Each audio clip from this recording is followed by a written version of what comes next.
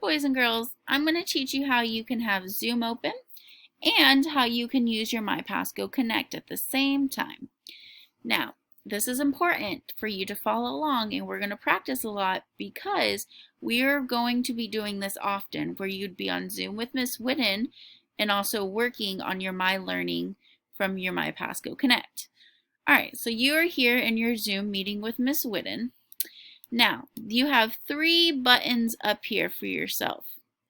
This red one means that you would completely exit out, which you would leave the Zoom. This one means you would get to a bigger screen. What you want to click is you want to click on this little yellow guy, okay? He might not be yellow depending on if you have a Mac or not, but he usually would be a subtraction sign because when we subtract, we get smaller, right? So I'm going to hit it. So when I hit it, I now go into a very tiny box up here.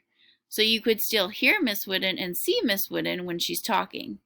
So that allows you now, you can drag it to a place where it's easier for you to see your screen. But then now you can go to your MyPassGo Connect. You can go to your MyLearning. And you can start working on your MyLearning and doing your assignments. All while Miss Whitten is still here with you, giving you instructions or helping you. So then you're able to continue working and be on Zoom at the same time. Okay? After we finish this video, we're going to practice to see if we can do this. Ready? And remember, we can do it.